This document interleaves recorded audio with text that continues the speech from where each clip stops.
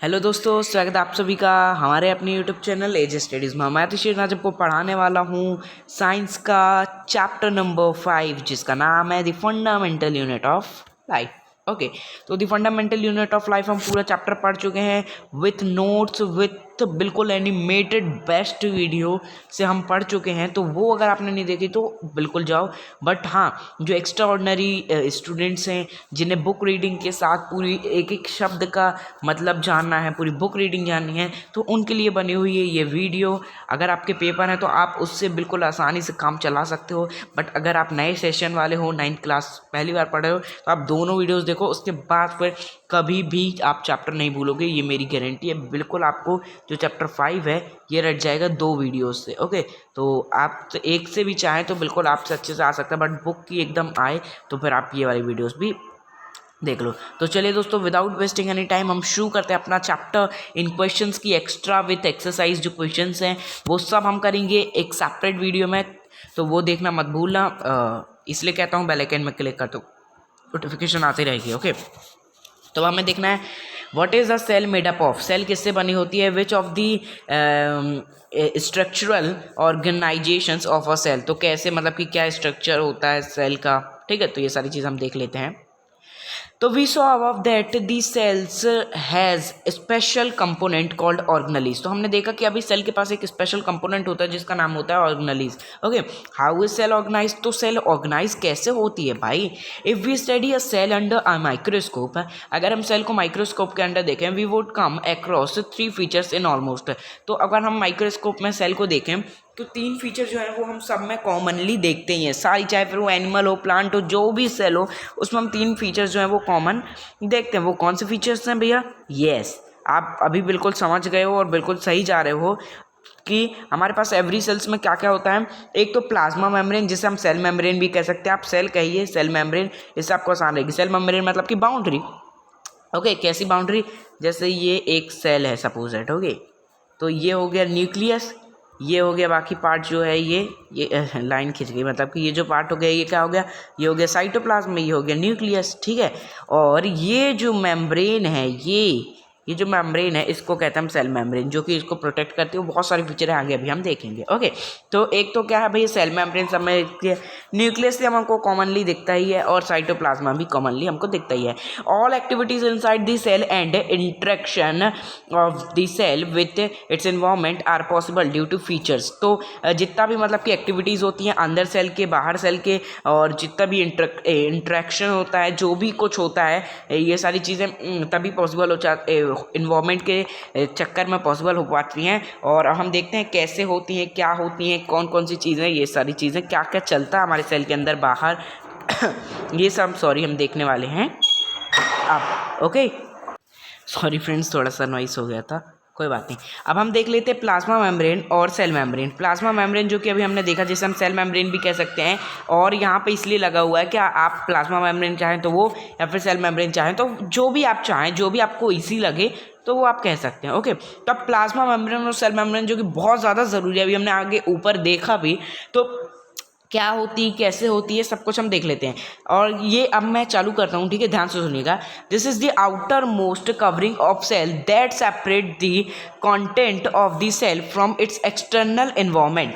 ठीक है, अब क्या भैया, ये आउटर मोस्ट कवरिंग है किसकी, सेल की। क्या है ये, सेल की। जैसे ये सेल है, ओके, ये सेल है, जैसे ये सेल, तो इसकी आउटर मोस्ट कवरिंग, जो ये आउटर मोस्ट कवरिंग है सेल की, ये आउटर मोस्ट कवरिंग, ये क्या है भैया, ये है सेल मेम्ब्रेन, या जिसे हम कहें प्लाज्मा मेम्ब्रेन। ओके, तो ये क्या कर रही है, सेपरेट कर रही है किसको, सेल को, और बाहर के एक्सटर्नल एनवायरनमेंट को और इंटरनल एनवायरनमेंट को क्या कर रही है, अलग कर रही है, जो कि बहुत ज़्यादा ज़रूरी है। क्यों है अभी हम आगे देखते हैं। द प्लाज्मा मेम्ब्रेन अलाउ और permit the entry and exit of some material in other out of the cell. अब देखो भैया, बहुत ध्यान से सुनना। हाँ, ये है सेल और ये है सेल मेम्ब्रेन। तो अगर ये सेल मेम्ब्रेन ना होती तो आपके सेल के अंदर कोई भी जर्म्स, कोई भी बैक्टीरिया, कोई भी चीज़ एंटर हो जाती। बट ये सेल मेम्ब्रेन जो जिन चीज़ों के अंदर ज़रूरत है उन्हीं को अंदर जाने देती है और जिन चीज़ों की बाहर ज़रूरत है उनको बाहर जाने देती है। तो ये अंदर और बाहर कैसे किसको जाना है ये सब कौन डिसाइड करता है? सेल मेम्ब्रेन डिसाइड करता है। ओके, तो ये एक इंपॉर्टेंट फंक्शन हो गया। आप पूछेंगे कि सेल मेम्ब्रेन अगर आपका ये 4-5 नंबर में आ सकता है, मैं गारंटी दे रहा हूँ भैया आ सकता है। ओके, गारंटी नहीं दे रहा हूँ, मेरे को नहीं पता मैं आपका दिमाग कैसे चले। अब what is a cell membrane आ सकता है, ठीक है, तो बिल्कुल आप कंफ्यूज मत होना।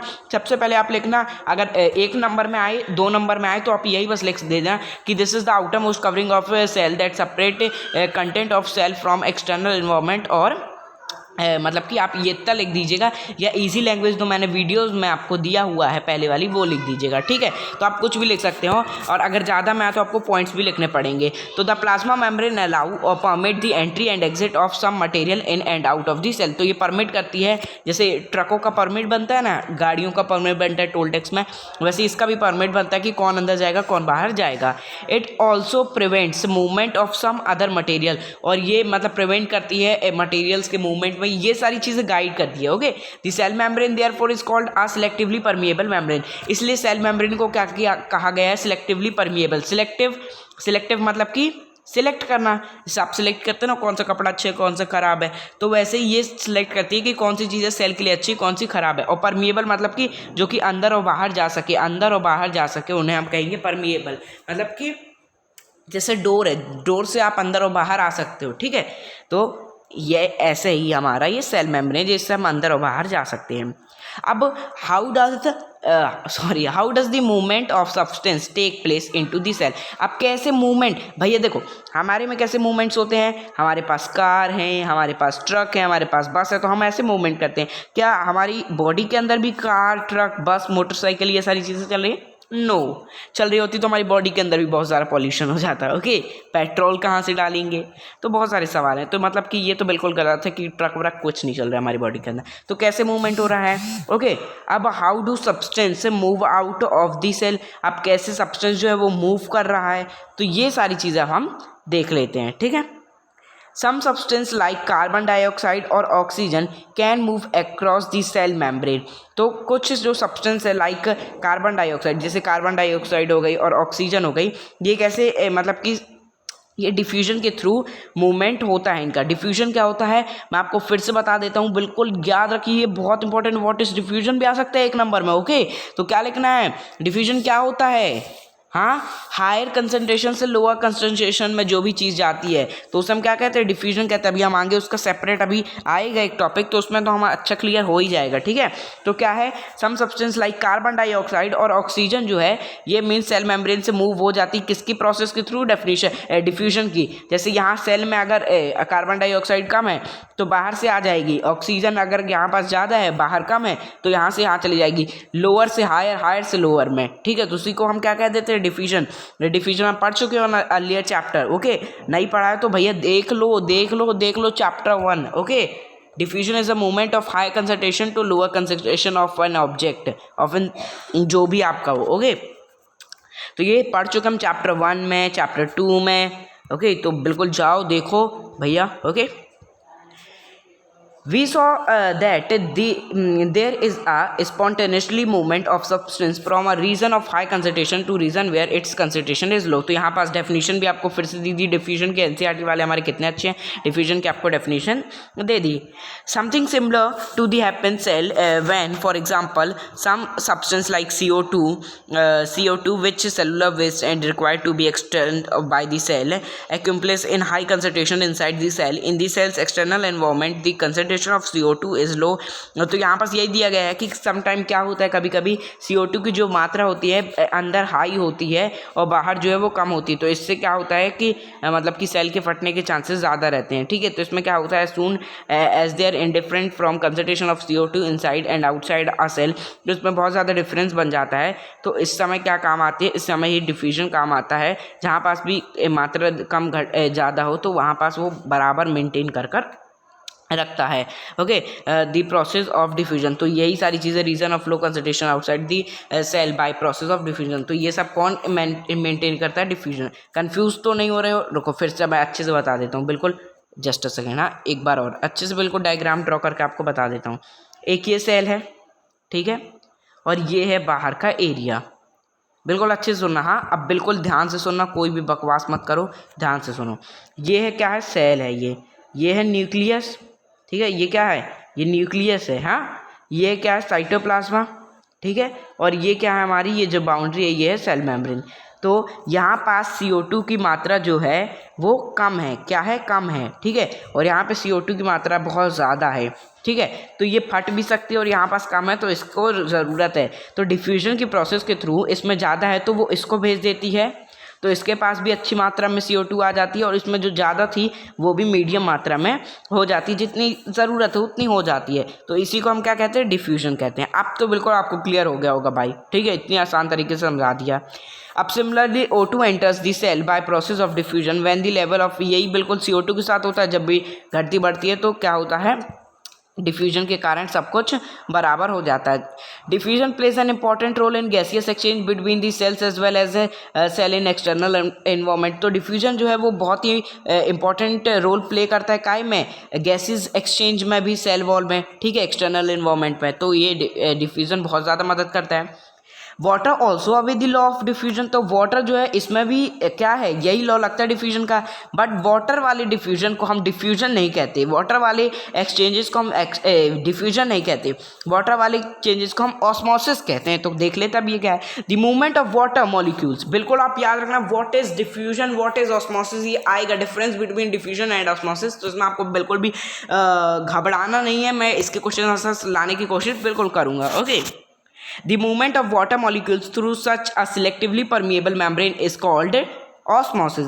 पिछले पेज में लिखा है पर यहाँ पास मैं लिख देता हूँ। तो द मूवमेंट ऑफ वाटर, देखो द मूवमेंट ऑफ वाटर का मूवमेंट थ्रू सच अ सिलेक्टिवली परमिएबल, मतलब कि सिलेक्टिवली परमिएबल का मतलब पता है ना, जो भी सिलेक्ट करके आए हो, परमिएबल मतलब कि अंदर बाहर जा सके, तो उससे काम कहेंगे ऑस्मोसिस, ठीक, यहाँ पास लेकर देखो लो। The movement of water across the plasma membrane is also affected by the amount of substance dissolved in water। तो द मूवमेंट ऑफ वाटर, जो कि वाटर का मूवमेंट होता है प्लाज्मा मेम्ब्रेन में, is affected by the amount of substance dissolve in water. तो ये क्या, ये इफेक्ट करता है जो कि डिजॉल्व है वाटर में, जो अमाउंट डिजॉल्व है ये इसमें भी इफेक्ट करता है। तो ऑस्मोसिस भी बहुत ज़्यादा ज़रूरी है वाटर के लिए, ओके, वाटर के ट्रांसफर के लिए। Thus osmosis is the passage of water. तो ये जो ऑस्मोसिस है ये पैसेज है वाटर का from a region of high water, जहाँ पास ज़्यादा वाटर हो और जहाँ पास कम वाटर हो, तो वहाँ पे वैल्यू मेंटेन करना वाटर की, ये किसका काम है, ये डिफ्यूजन का काम नहीं है, ये ऑस्मोसिस का विभाग है, ठीक है। What will happen if we put an animal cell or a plant cell into a solution of sugar or salt in a water। अब देखो भैया पता है यहाँ पास जो ये कन्फ्यूज़न वाली चीज़ें आ गई हैं ना, ये बिल्कुल कन्फ्यूज़न वाली है ही नहीं। जैसे यही होता है NCERT कभी कभी पढ़ने में क्या होता है, हमें कुछ चीज़ें समझ में नहीं आती हैं जो कि बहुत आसान होती है। तो अब यहाँ आगे हमारे पास 3 सॉल्यूशन जो कि होते हैं हाइपरटोनिक, आइसोटोनिक और हाइपोटोनिक, जो कि हम पढ़ चुके हैं पहली वाली वीडियोज़ में ही। तो अब हम देख लेते हैं इसमें। तो इसमें पहले वाले में क्या दिया हुआ है, हाइपोटोनिक, हाइपोटोनिक, आइसोटोनिक और हाइपरटोनिक, आइसोटोनिक और हाइपोटोनिक होता है। तो अब हम देख लेते हैं इनमें क्या है। तो if the medium surroundings the cell has a higher water concentration than cell. तो इसमें क्या है कि अगर मतलब कि medium surrounding of the cell, अगर अंदर जो है ना सेल में हायर वाटर होगा और बाहर जो है वो कम वाटर होगा, तो the cell will gain water by osmosis. तो ये क्या है, सेल जो है वो वाटर ज़्यादा गेन कर जाएगी, किसके थ्रू, मतलब कि ऑस्मोसिस के थ्रू। तो such a solution is known as a hypotonic. Hypotonic में क्या होता है, सेल में जो वाटर है उसकी मात्रा क्या है, ज़्यादा है, क्या है, ज़्यादा है, और बाहर मात्रा क्या है, कम है, ठीक है, बिल्कुल कम है, ठीक है। तो इसमें क्या है, ये वाली कंडीशन में हम क्या कहेंगे, ये वाली कंडीशन में हम हाइपरटोनिक उसको कहेंगे, या फिर डाइल्यूट सॉल्यूशन भी हम कह सकते हैं, ठीक है। तो हाइपरटोनिक या डाइल्यूट सॉल्यूशन आप जो कहना चाहें कह सकते हैं। Water molecule are free to pass across the cell membrane at both directions है। तो जो वाटर मॉलिक्यूल्स हैं ये बिल्कुल सेल मेम्ब्रेन में दोनों डायरेक्शन में जा सकते हैं, but more water will come into the cell than will leave the next result is that water enters the cell, the cell is likely swell up। तो ज़्यादा भर जाएगा तो जो सेल है वो swell up कर जाएगी। ओके, तो मतलब कि हम इसी को बस कर पाएंगे लगता है इस वीडियो में। ठीक है, मैं सोच रहा था ज़्यादा सा हो जाएगा बट कोई बात नहीं। अब भाई अच्छे से पढ़ेंगे तो टाइम तो लगेगा ही, है ना। If the medium has exactly the same water concentration. अब देखो यहाँ पास क्या है, यहाँ पास इस सिचुएशन में हाइपरटोनिक की सिचुएशन में क्या, हाइपोटोनिक की, इसमें बिल्कुल आप कंफ्यूज मत होना। हाइपो मतलब कि एकदम भरा भरा, हाइपो ठीक है। हाइपो मतलब कि भरा भरा एकदम, फुल एकदम, ठीक है, बिल्कुल सुखड़ी बुखड़ी नहीं, ऐसी फुल तंदुरुस्त, तो ये हो जाएगी हाइपो। आइसो में क्या है भैया, आइसो में क्या है, मैं अच्छे वाले डायग्राम बना देता हूँ, है ना, टाइम लगाओ अच्छा बनाओ। तो आइसो में क्या है दोस्तों, आइसो में एकदम सेम कंसंट्रेशन है, जितनी यहाँ है, जस्ट अ सेकेंड, जितनी यहाँ है उतने ही यहाँ पास भी है। तो आइसोटोनिक में जितनी अंदर है जितनी बाहर है दोनों सेम होती, तो आइसोटोनिक तो बहुत ही आसान होती है। यहाँ पास इतना ही दिया गया है, if the medium has exactly same water concentration, दोनों में सेम ही कंसंट्रेशन हो, there will be no net movement of water across the cell membrane. तो इधर पे मूवमेंट जो होता है वो बिल्कुल भी नहीं होता। जब सेम है तो क्या करेंगे, है ना, जब दोनों में बराबर है तो उसको हम कहेंगे isotonic solution. Water crosses the cell membrane in both direction. ये आ सकता है okay, what is a hypertonic, isotonic, hypotonic, ठीक है। तो बिल्कुल आप लिख दीजिए, कोई कंफ्यूज मत होइएगा। हाइपो बड़ा, आइसो मिडिल में मतलब बराबर बराबर, और हाइपर मतलब कि सुकड़ा हुआ, ठीक है। ऐसे आप बिल्कुल याद कर लो। आगे बढ़ें तो हम अब आ जाएगा हमारा हाइपरटोनिक, जिसमें क्या होता है, अंदर जो है वो लोअर कंसंट्रेशन होता है और बाहर जो है वो ज़्यादा कंसंट्रेशन होता है। तो जो सेल है वो वाटर को लूज करती है ऑस्मोसिस के थ्रू, such a solution is known as hypertonic solution. अब यहाँ पास क्या होता है, ये जो सेल है ये एकदम इधर पे अंदर जो है ना वाटर की मात्रा बिल्कुल कम होती है, सुखड़ी हुई होती है, और बाहर तो एकदम तंदुरुस्त, ये देखो धरा है गपोछा, ठीक है। तो ऐसे में क्या होता है, यहाँ पास सेल जो है बहुत ज़्यादा कम होती है, मतलब कि पानी की मात्रा बहुत कम होती है, और यहाँ पास तो बहुत ज़्यादा होती है। तो इसमें क्या होता है, जो सेल है वो बिल्कुल सिकुड़ जाती है और स्वेल अप कर जाती है, ठीक। कोई दिक्कत इसमें नहीं। Again water crosses the cell membrane in both direction, यही आगे जो हमको दिया हुआ हर जगह से। तो thus osmosis is special case of diffusion through a selectively permeable membrane. Now let us try out find activity. अब एक एक्टिविटी आपको दी गई है जो कि आपको खुद करनी है, ठीक है। ये एक्टिविटीज़ आप कर लीजिए बढ़िया आराम से। तो यहाँ पास हम देख लेते हैं, unicellular fresh water organisms most plant cells tend to again water through osmosis. तो मतलब कि यूनिसेलुलर जो फ्रेश वाटर होता है, यहाँ पास जब आप एक्टिविटीज़ करोगे तो आपको पता चलेगा कि वो वाटर गेन कर लेता है, इसी को ऑस्मोसिस कहते हैं।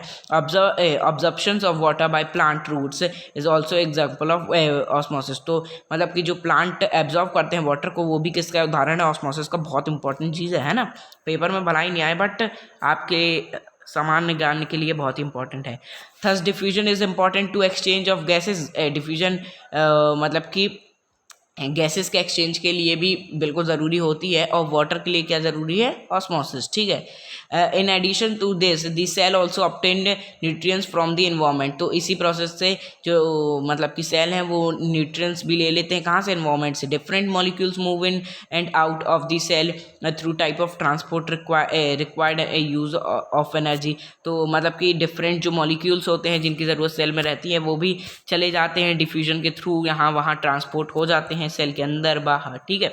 The plasma membrane is flexible and is made up of organic molecule called lipids and proteins. बहुत इंपॉर्टेंट पॉइंट है भैया, कि ये आपको पॉइंट में लिखना पड़ेगा सेल मेम्ब्रेन में, कि the plasma membrane is flexible. जो प्लाज्मा मेम्ब्रेन है वो फ्लेक्सिबल होती है, और मेड किससे बनी हुई होती है, ऑर्गेनिक मॉलिक्यूल से। ऑर्गेनिक मॉलिक्यूल से बनी होती है, किससे, लिपिड्स और प्रोटीन से। बहुत इंपॉर्टेंट पॉइंट है। The plasma membrane is flexible and is made up of organic molecules called lipids and proteins and lipids से ये बनी हुई होती है, तो बिल्कुल भी भूलना मत। Okay, we can observe the structure of the plasma membrane only through the electron microscope. तो आप ये मतलब कि इलेक्ट्रिक माइक्रोस्कोप बस से देख सकते हो इसका स्ट्रक्चर, बड़ा ही कॉम्प्लिकेटेड और मतलब कि आपको जूमिंग ज़्यादा चाहिए, इसलिए इलेक्ट्रिक माइक्रोस्कोप से ही देख सकते हो। The flexibility of the cell membrane also enable the cell is engulf in food and other material from its external environment. तो अब ये भी है क्या है कि ये फ्लेक्सिबल रहती है और अपना मतलब थोड़ी मोड़ी शेप चेंज कर लेती है, ठीक है। और मतलब कि फूड वूड लेने में भी काम आती है, किसके, अमीबा के। जैसे कि अमीबा कैसे खाता है, ये हमारे क्वेश्चन है भी बुक में, तो ये बिल्कुल बहुत इंपॉर्टेंट पैरा है, अच्छे से सुनना, ठीक है। तो क्या है, ये फ्लेक्सिबल रहती है, तो ये सेल्स को, कुछ सेल्स को खाना खाने में भी मदद करती है। Other material from the external environment, जैसे कि हमारी एक्सटर्नल एनवायरनमेंट में कुछ रखा हो तो ये स्प्लिट होके ऐसे उसको अंदर ले लेती है, ठीक है। तो ये सब कौन करता है, सेल मेम्ब्रेन। सेल मेम्ब्रेन तो बहुत ज़्यादा ज़रूरी है। Such process is known as endocytosis, बहुत इंपॉर्टेंट, एंडोसाइटोसिक। तो इसको क्या कहते हैं हम, एंडोसाइटोसिक कहते हैं, एंडोसाइटोसिक कहते हैं, एंडोसाइटोसिक कहते हैं, बिल्कुल याद रख लो। Okay, the flexibility of the cell membrane also enable the cell to engulf in food and other material from its external environment. Such process is known as endocytosis. तो ये जो प्रोसेस है इसे हम एंडोसाइटोसिक कहते हैं। और amoeba acquire its food through such process. अब देखो, अगर एकदम एक नंबर पे आया ना कि अमीबा कैसे खाना खाता, तो आप लिख सकते हो अमीबा एक्वायर, सिर्फ इतना बस लिख दोगे ना, amoeba acquire its food through such process. Such process की बल्कि आप क्या लिखोगे, amoeba acquire its food through endocytosis process. इतना आप लिख दोगे ना, एक नंबर मिल जाएगा। पर अगर 2-3 नंबर में आया तो फिर आपको मतलब कि पूरा उसके वो मैं बताऊंगा जो लिखना पड़ेगा, ठीक है। तो इस वाले पैरा को कर लो आप बिल्कुल स्टार मार्क, मतलब कि मैं स्टार नहीं बना रहा हूँ, मैं बॉक्स बना दे रहा हूँ, ऐसे आप बिल्कुल इंपॉर्टेंट बॉक्स बना लो, ठीक है। तो वीडियो हो गई है काफ़ी ज़्यादा लंबी, और अब हमारा नया टॉपिक भी आ गया है, सेल वॉल। तो ये सेल वॉल हम पढ़ेंगे अगली वीडियो में। ये क्वेश्चंस देखने के लिए आप कमेंट्स में ज़रूर बताइएगा कि चाहिए है कि नहीं चाहिए, हाँ। तो मिलते हैं किसी और वीडियो में। अगर ये वाली वीडियो अच्छी लगी तो इसे लाइक कर देना, चैनल को सब्सक्राइब कर देना, उसमें बिल्कुल भी कंजूसी मत करो, चैनल को सब्सक्राइब तो कर ही दो भाई, अपने कंपेनियन के साथ पढ़ने का मौका मिल रहा है, ठीक है। मिलते हैं किसी और वीडियो में, तब तक के लिए गुड बाय।